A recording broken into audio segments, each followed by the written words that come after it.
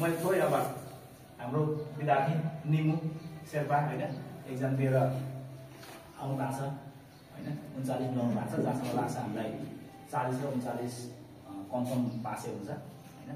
40 त पासै अनि 38 भयो भने चाहिँ होइन अब अलिकति गाह्रै होला कि भन्ने हो। जो 39 40 भने चाहिँ ढुक्क भयो नि त, त्यो चाहिँ पासै हो क्या, जसले त्यसै के भन्नु होइन। 39 पनि लगेन भने त पुरै पढ्नु थोडी मान्छे पढ्नु छोड्छ होइन। 39 र 40 कन्फर्मै हो। र मैले बारम्बार भन्छु एक्जाममा बिग्रिनु भनेको धेरै भनेको प्राय म्याक्सिममको त्यो 4टा 3टा होइन त्यति नै हो है प्राय। अनि क्वेसन आउने भनेको त्यो 4-5वटा गाह्रो, त्यसलाई जसले ट्र्याकल गर्न सक्यो त्यो विन हो होइन। नत्र त्यसले नै के गर्ने हो त मान्छेलाई ब्याक गर्ने हो क्या है। नत्र भने बाँकी त सजिलो नै आउँछ।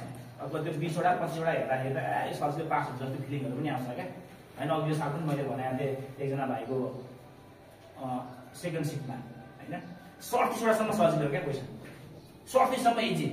37सम्म इजी भएपछि के भन्दा पास हुन्छु भन्दै भयो भने होइन। निम्नलाई पनि सजिलो होला सुसुमा होइन, इजी क्वेसन क्या त एकदम सजिलो क्या। 37सम्म सजिलो, अब त पास भइहाल्यो भन्ने हो। कटलाइन 38 थियो होइन, अब 38हरू गाह्रो आउँदैन होइन। अस्ति विकासले भने विकास पनि त्यस्तै भयो क्या, त्यो जुन ब्ल्याङ्कवाला थियो नि ब्ल्याङ्कवाला 39हरू गाह्रो, 40 पनि गाह्रो, अब टेन्सन भयो ढुकढुक भयो।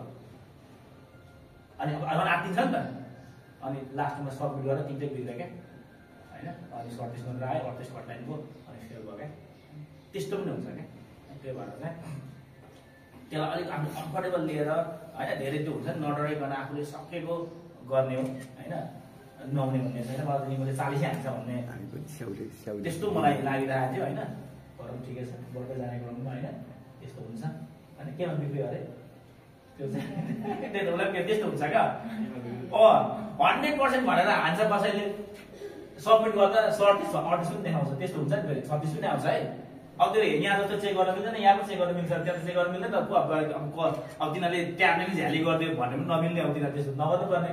तर कन्फर्म लागेको पनि हुँदैन। अब कतिवटा अब एक्जाम दिएर आएको छ, कोही भर्खर नदिनेहरू पनि छ होइन। नदिने चाहिँ त्यो अनुभव क्या।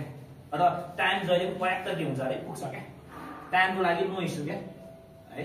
टाइम मजाले पुग्छ, त्यो टाइम पुग्दैन भने टेन्सन लिनु भएन होइन। र बारम्बार हामीले भनेको भर्सक अब पहिलो लगाएकोलाई नै प्राथमिकता राखेर र अनि अब जसको एक्जाम आउँदैछ उहाँलाई पनि शुभकामना, सबैको राम्रो होस् भन्ने हाम्रो कामना।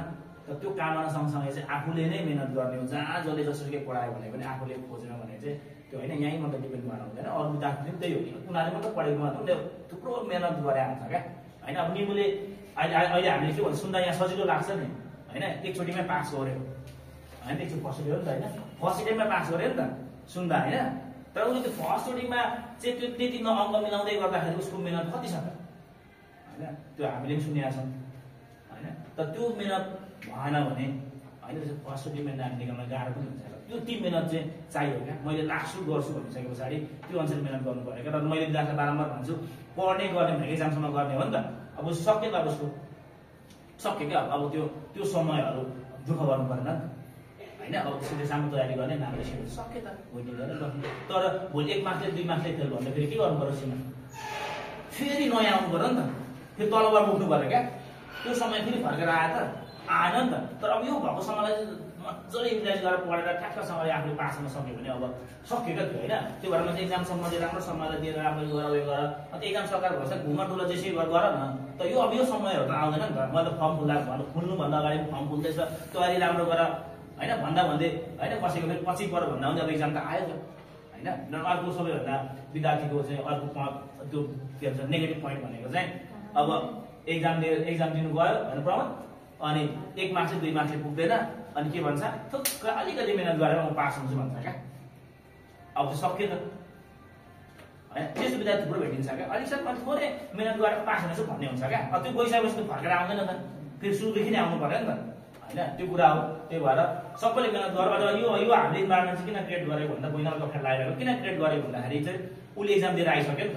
त्यो आइसके पछाडि चाहिँ अब नयाँ आउँदै अब एक्जाम आउँदै गरेको होला। अरू के नभने एउटा अनुभव सेयर गर्दा यस्तो यस्तो आउँदो रहेछ, त्यहाँको माहौल यस्तो हुँदो रहेछ भन्दाखेरि त जाने साथीलाई केही त स्वास्थ्य हो नि त होइन। त्यसको लागि चाहिँ खासमा यसरी हामीले चाहिँ अरूभन्दा पनि आफ्नो अनुभवहरू सेयर गर होइन, जसले गर्दाखेरि चाहिँ अब अरू आउँदै गरेको विद्यार्थीको जुन एक्जाम उसलाई चाहिँ सहज होस् होइन, त्यो कारणले सहज भएर भोलि उसलाई पनि केही प्लस पोइन्ट हुन्छ कि त्यो हुन्छ नि त होइन।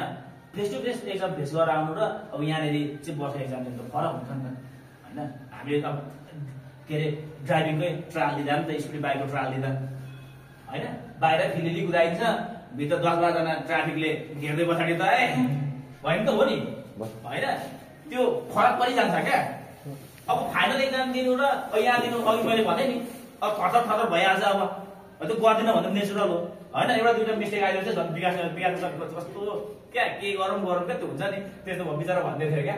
त्यो हुन्छ नि त, त्यो इमोसनहरूलाई चाहिँ आफूले कन्ट्रोल गर्न सक्नुपर्छ। प्लसमा यसरी साथीहरूले सेयर गर्दाखेरि चाहिँ अब आउने विद्यार्थीहरू साथीहरूलाई चाहिँ सहजता हुन्छ भन्ने हिसाबले मात्र हो क्या है। र बहिनीले बाँकी कुरा भन्दा अरू त त्यस्तै हो अब।